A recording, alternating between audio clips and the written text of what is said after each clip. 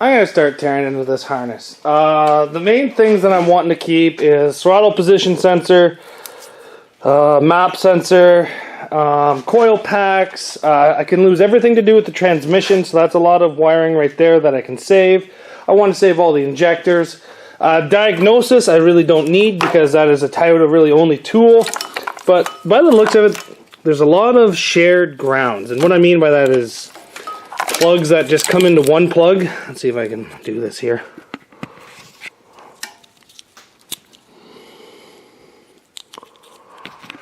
They all come into one and they share the same plug. So the one ground goes in and they all connect together and they all leave together. Or it's a signal wire. I imagine that see how you have the couple browns that come in and then the blacks. I imagine the blacks are grounds and then the browns are grounds to the computer or something. Anyway, I'm going to be going through this and seeing what I need and what I don't need. But what I need to begin with is 1, better light. And 2, just a little bit of heat. So I got the heat process on right now. Just need to get some better light. I'd like new lights. Just can't afford them right yet. So what I'm going to do is I'm just going to... There we go. Look at the light now. Let's get going on this and seeing what I can pull out. And I've also kind of went through and counted my wires. So this one right here is going to be blue. So I do have to wire these plugs back in. So that is something that I got to do as well. So I'll be doing that and making sure I do it well.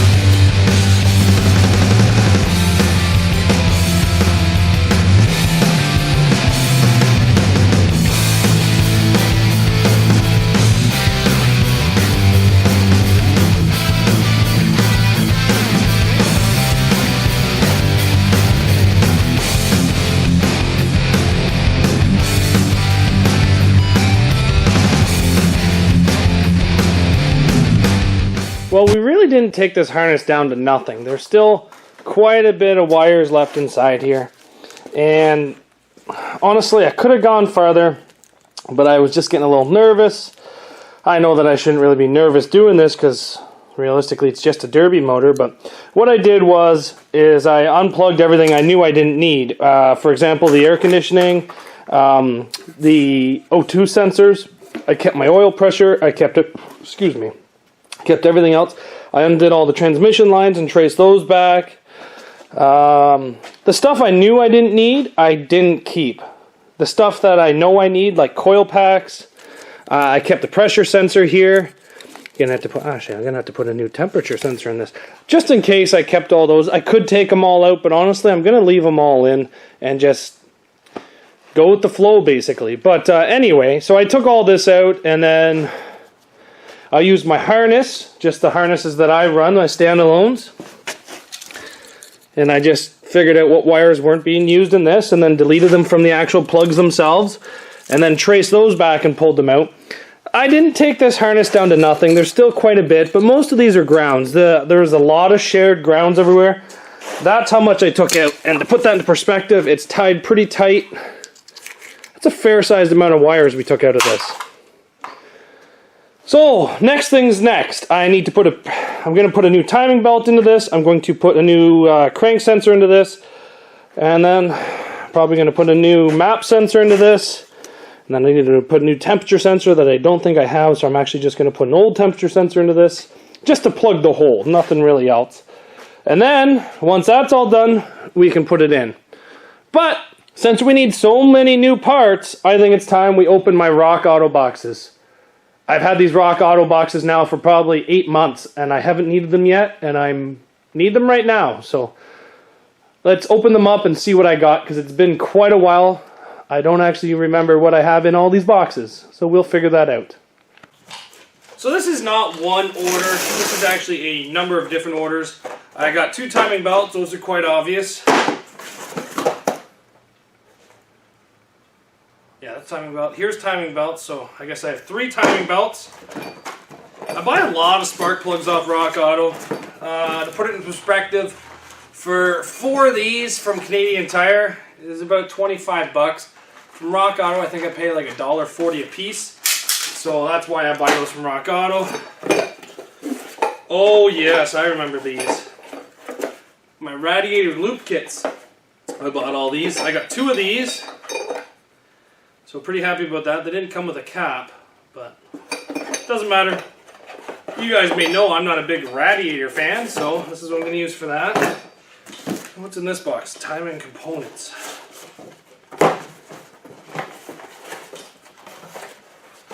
Oh, my tensioner and my idler. So I'm probably going to put these into the car. I think this one needs it because it's looking a little worn out.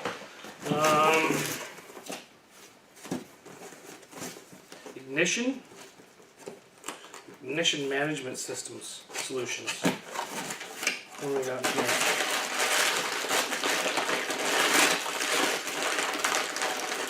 Oh, I ordered this about 2 years ago. I just never opened it. This is my California emissions distributor.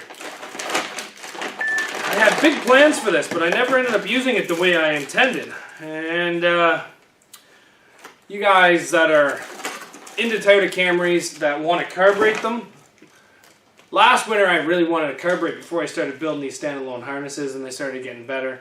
And this was my solution to try to carburate because I can control the spark by an outside source. So then I can use this plus a crank sensor and an outside coil pack with constant power to control this. But as you can see, I never really got past the testing phase. This one right here actually cost me a lot of money. It was $340, I believe, off Rock Auto. Now, mind you, that's not super expensive, but it's different from your normal Camry distributors. Your average Camry distributors from 92 to 96, they have a built-in coil. This is a California emissions distributor. So what happens is that it has an outside coil pack. So not only then can you trigger it remotely, you can also have a bigger coil installed, like a blaster pack out of like aftermarket part selection. So that's why I did buy that, but I'm not going to use that. So what else do I got here? Factory seal. This is a cam sensor. And there's my crank sensor, so I'm probably going to install both of these onto this motor. I know cam's really not necessary, but I believe it was like a $14 or $18 part, so that's why I did it. I did buy map sensors, but I can't seem to find that box anywhere. But I'll have to keep my eyes open for it. I do need map sensors for this car. But I guess that's so we have all these timing parts on the ground. I say we install some timing parts so we can install the crank sensor, the 2 new idler and tensioner pulley, and the new belt. So I'm going to get started on that. Now, the timing belt did not break on this, and I haven't really lost timing, so I'm not going to set it. I'm just going to leave it exactly where it is and then replace it, basically.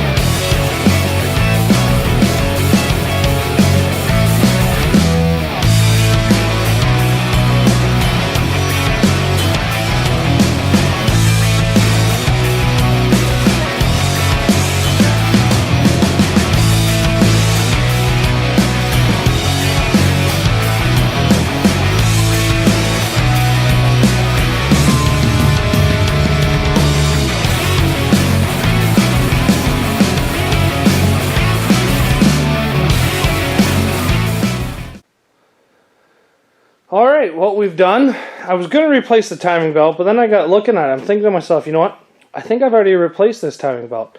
So I didn't end up doing it, all I ended up doing was tensioning it up a bit. And then I did that, pretty happy. Put the new crank sensor, put the new cam sensor. I ended up taking off the factory exhaust manifold. There it is on the ground. And I put my header onto it. And yeah, I think she's about ready to go. So what we got to do right now is we got to take it off of this cart and then put it on that cart. And then it's pretty much ready for installing. I can't really install with this cart, mostly because it's not the right cart. And that thing is the right cart. And that one's got a little scissor table. So just going to push it underneath the car, hook up some chain falls, lift it up, drop it down onto that, and then we're ready to install pretty much.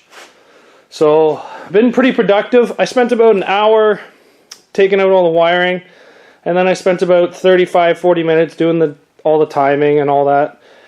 But I've never really dug into one of these engine harnesses before, and like I said, I probably could have taken more out of this because they all do share a ground. So if I ran one ground and combined everything on that one ground, I probably could have cut a lot of it out of it. Like, for example, let's just take a look here. It's all trapped underneath there.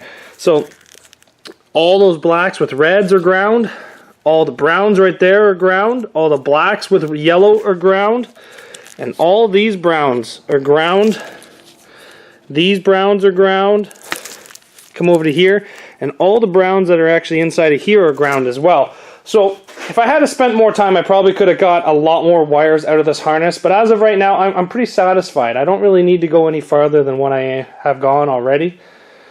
I'm going to do a couple things here right before I install. I'll probably switch it over to that one. I'm going to zip tie up my crank sensor, all the wiring, because that's the last thing I need is that to get sucked into a belt of any kind. And my air conditioning is seized. Well, the inner pulley is. So I'm just going to actually just cut this outer wheel off and just cut it right down the middle. And then that way I still have half the pulley there, so if it turns and it comes into it, I'm fine with it. I leave the air conditioning on just in case the frame bends, it can go into it. But actually, you know what? I'm just going to remove that for now and install it while it's in the car. It's just going to be easier for me. The front motor mount has been taken apart, but I'm going to put my own onto it, which is one of these guys right here. So, not too concerned about that. And then something else too. I think that's, that's the other thing I did. EGR delete. I just did a quick EGR delete to these things. Again, just put the bolt in, EGR delete. I find it just gives more space at the firewall, but it does put your throttle body at a chance of being smashed. So maybe I'll build something that comes off of it and just protects that, comes out to here or something. I don't know. Maybe in the future. Who knows? But let's get this thing switched from this cart to this cart.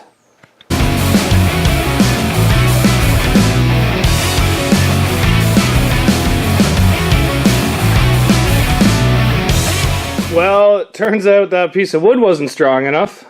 So, let's go get a piece of steel. Glad I didn't get super high before that busted up.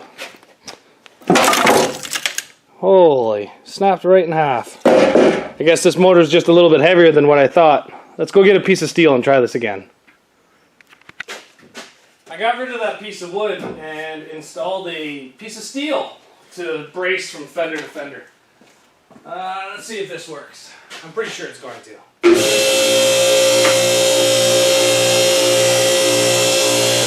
A little higher.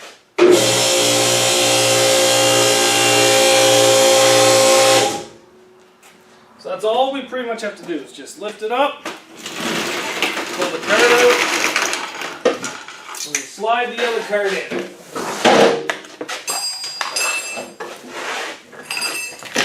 Oh.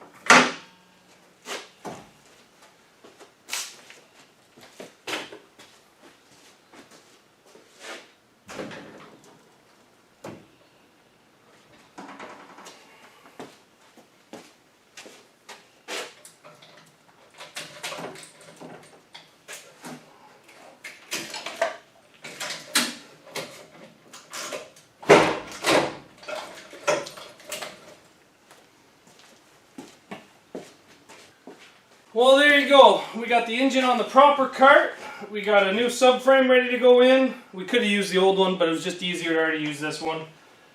We got the engine harness all cut down, and we're pretty much ready to put this thing in. But there's still some work that I have to do before I put this in, like getting rid of the rear brake lines and all that other fun stuff. So I'm going to do that in the next video. So thanks guys for watching. We'll see you back here again soon.